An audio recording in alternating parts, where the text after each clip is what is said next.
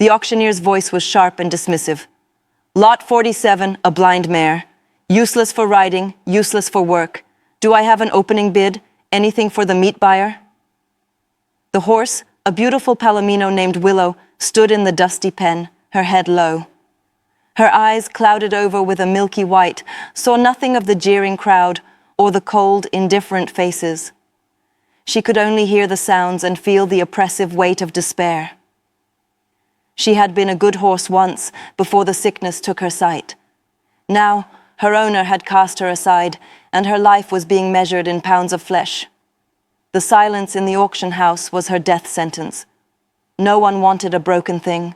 But in the back of the crowd, someone else was listening, not seeing. A 10-year-old girl named Lily stood beside her father, her hand tightly gripping her long white cane. Lily had been blind since birth. She had come to the auction hoping to find a pony, a friend. She couldn't see the mare's cloudy eyes or her defeated posture. She could only hear the utter lack of hope in the auctioneer's voice and the heavy, sad silence that followed.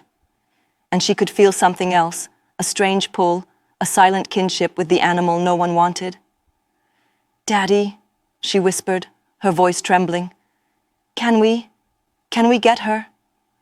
Her father looked at the blind horse, then at his blind daughter. His heart ached. It seemed like a recipe for disaster. "Honey, she's blind. It's not safe." "So am I," Lily replied simply. "We can be blind together." Moved by his daughter's plea and against his better judgment, he raised his hand. He bought the horse for a pittance, just a few dollars over what the meat buyer was willing to pay.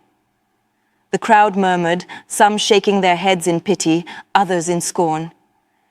When they led Willow out of the pen, she was skittish, terrified by the sounds and the unseen hands guiding her. But then Lily stepped forward. "It's okay," she said softly, reaching out her hand. "I'm Lily." Her father watched, his heart in his throat, as his daughter's hand touched the horse's muzzle. And then something incredible happened. The horse, which had been tense and trembling, went perfectly still. She lowered her head and gently nudged Lily's hand, a soft nicker rumbling in her chest. It was a moment of instant, profound recognition. Two souls, living in a world of darkness, had just found a flicker of light in each other. In the weeks that followed, an unbreakable bond formed between them. Lily would spend hours in the paddock with Willow, grooming her, talking to her, reading her books in Braille aloud. Her father watched in amazement as Willow learned to respond to Lily's voice, to the tap of her cane. The horse, once destined for death, was alive again, filled with a new purpose.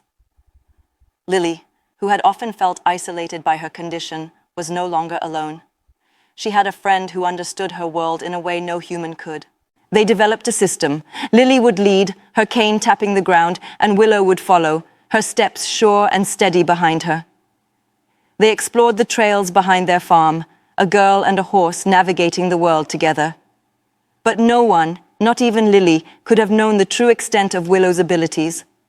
One sunny afternoon, they were walking along a high ridge trail, a path they had taken many times before. The air was still, the birds were singing. Suddenly, Willow stopped dead. She wouldn't budge. "What is it, girl?" Lily asked, tapping the ground ahead. It seemed clear. "Come on."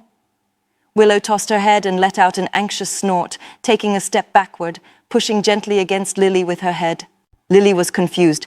Willow had never done this before. The horse grew more agitated, nudging her more forcefully, trying to turn her around. Okay, we'll go back," Lily said, trusting the instincts of her friend. As they turned, a low rumble echoed from beneath their feet.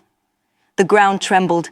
Lily screamed as the very trail they had been about to step on collapsed, plunging hundreds of feet down the cliffside in a torrent of rocks and dirt.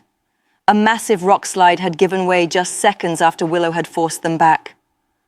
If they had taken 2 more steps, they would have been gone. Shaking, crying, Lily clung to Willow's neck, burying her face in the horse's warm mane. The horse stood like a statue, a solid, calming presence in the chaos. She had not seen the danger, she had felt it. Her blindness had not been a weakness, it had heightened her other senses to a level that was almost supernatural. She had felt the vibrations in the earth, the subtle shifts in the ground that no sighted creature would have ever noticed. She had sensed the impending disaster and had, without hesitation, saved the life of the girl who had saved hers. When Lily's father found them, he saw the destroyed trail and understood immediately what had happened. He looked at the blind horse and the blind girl, standing together, safe. It wasn't a disaster waiting to happen. It was a miracle that had already occurred. He had thought he was buying a useless horse, a burden. He was wrong. He had brought home a guardian angel. Sometimes what we perceive as a debilitating weakness is actually the source of an unbelievable life-saving strength.